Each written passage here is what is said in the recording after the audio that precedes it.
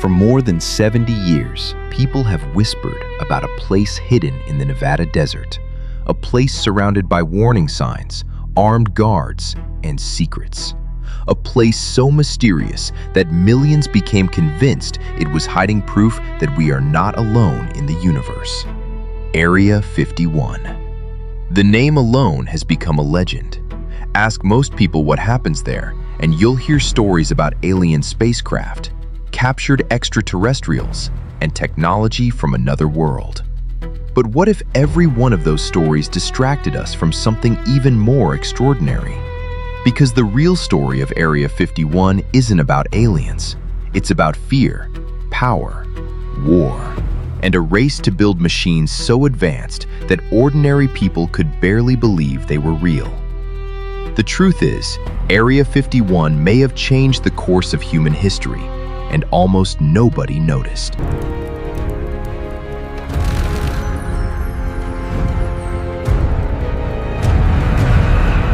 In the early 1950s, the world was living under a shadow. The Cold War had begun. The United States and the Soviet Union were locked in a struggle unlike anything humanity had ever seen. Both sides feared the same thing: a surprise attack, a weapon they wouldn't see coming, a mistake that could end millions of lives in a matter of hours. America needed information. The problem was getting it. The Soviet Union was one of the most secretive countries on Earth. American intelligence agencies had almost no idea what was happening behind the Iron Curtain, and that terrified them. So the CIA began searching for a solution. Not in Washington, not in New York, but in one of the most remote places in America, a forgotten stretch of Nevada desert, a place surrounded by mountains, invisible from nearby roads, far from curious eyes, far from cities, far from questions. At the center of it all was a dry lake bed known as Groom Lake. From above, it looked like nothing, which made it perfect. In 1955, the government quietly took control of the area. No public announcements, no headlines, no explanations. And almost overnight, construction began. The project would eventually become known by a name the government refused to acknowledge for decades: Area 51. The first secret tested here wasn't an alien spacecraft. It was something far more dangerous: a spy plane. The CIA needed an aircraft capable of flying higher than any plane in history, higher than Soviet fighters, higher than Soviet missiles, higher than anyone thought possible. The result was the U-2. At first glance, it looked strange. Long wings, an unusual shape, a machine built for a single purpose: to see everything and be seen by no one. When the U-2 began flying, it shattered expectations. The aircraft could soar above 70,000 feet, so high that commercial pilots had never encountered anything like it. So high that people on the ground often couldn't identify what they were looking at. Imagine standing outside at sunset, looking up, and seeing a silver object glowing in the sky, moving in ways you couldn't explain, at an altitude no aircraft had ever reached before. What would you think? Thousands of Americans saw exactly that, and many believe they were witnessing something not of this world. They weren't seeing aliens, they were seeing the future. But Area 51 was only getting started. The aircraft that came next would push technology even further and make the mystery even bigger. As the Cold War intensified, Area 51 became one of the most important testing grounds on Earth. New aircraft arrived, faster, stranger, more advanced. Among them was a machine called the A-12 Oxcart. It looked like something from science fiction. Sharp angles, black surfaces, a shape unlike anything the public had ever seen. And then came the aircraft that would become legendary: the SR-71 Blackbird. Even today, decades later, it remains one of the most astonishing aircraft ever built.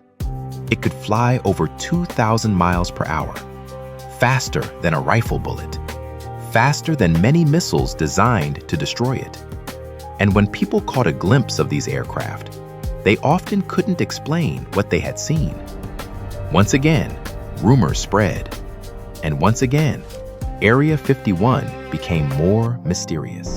And this is where the story takes a turn. Because while engineers were building some of the most advanced aircraft in history, the public knew almost nothing. The government wasn't talking. The military wasn't talking. And Area 51 officially didn't exist. When people saw strange lights in the sky, they searched for answers. But there were none. So they created their own. By the 1960s and 70s, stories about UFOs were spreading across America. Then came Roswell. Then came conspiracy theories. Then came television specials, books, movies, and an endless stream of rumors. According to some stories, Area 51 contained crashed alien spacecraft. According to others, the government was studying extraterrestrial technology. Some even claimed there were alien bodies hidden somewhere inside the base. The stories became bigger every year. And strangely, government secrecy only made them stronger. Because when people aren't given answers, they often fill the silence themselves. The truth? Most historians believe many UFO sightings near Area 51 had a much simpler explanation. Experimental aircraft, classified technology, projects the public wasn't supposed to know existed. But once the legend began, it became impossible to stop. Area 51 was no longer just a military base. It had become a myth. For decades, the United States government refused to acknowledge Area 51. Officially, it wasn't there. Maps avoided mentioning it. Public officials rarely discussed it, and questions were often met with silence. Then something unexpected happened. In 2013, after years of speculation, declassified government documents finally confirmed what many already suspected. Area 51 was real. The base existed, and it had played a critical role in testing some of America's most advanced aircraft. For many people, the announcement felt like the end of the mystery. But it wasn't, because confirming the base existed didn't explain everything. What had happened there after the Cold War? What was being tested now? And how much remained classified? The answers were still hidden behind fences, security checkpoints, and miles of empty desert. Today, Area 51 remains one of the most restricted locations in the United States. The exact activities inside the facility are not publicly known. And that's by design.